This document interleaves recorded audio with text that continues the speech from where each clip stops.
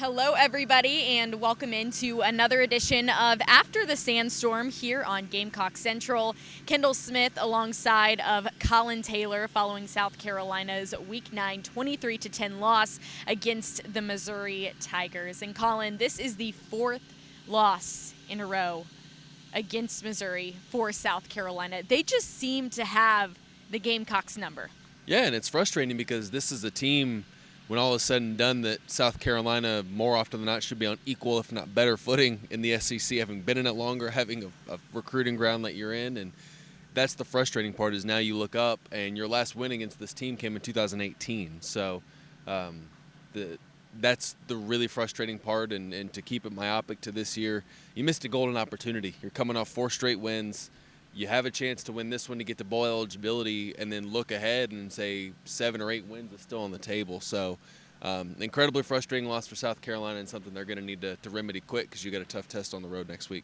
Well, a lot of people certainly frustrated by South Carolina's offense. South Carolina struggled converting on third down. They struggled scoring points. 10 points against Missouri. We know that the Tigers had a strong defense going into this. But, Collyn, when people look at this, they're going to say it's the play calling. What would you say to that?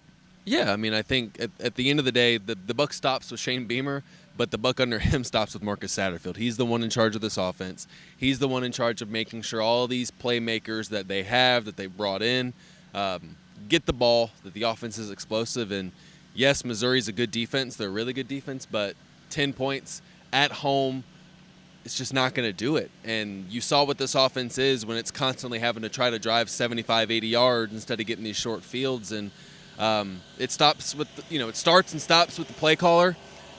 Could execution have been a little bit better at times? Yes, but if you're a play caller and you know the offensive line has struggled getting penetration and getting push, you adjust. I don't know if there was enough adjustments tonight to win the game.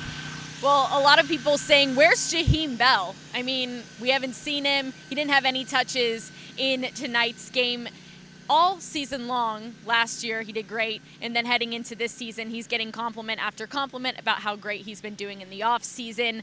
When there's no Shaheen Bell involved in the game, do you think that impacts South Carolina's offense? Absolutely.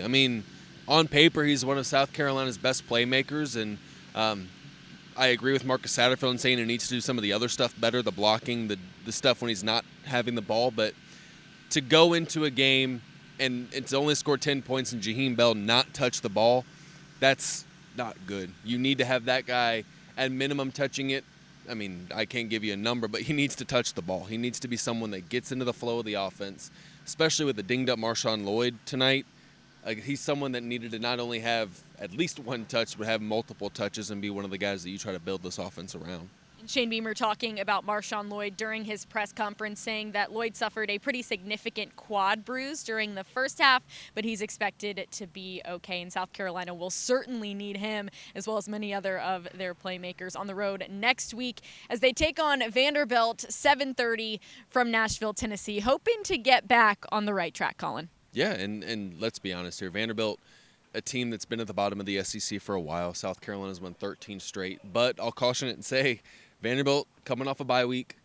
South Carolina has not been good on the road the last 2 years under Shane Beamer, and even a couple years before. So it's not going to be easy. And last year, at this stadium, Zeb Nolan had to lead a game-winning drive to win that game. So it won't be a cakewalk, but South Carolina now has to get to a point where you're still not bowl eligible, and you got to get there before you try to do anything else.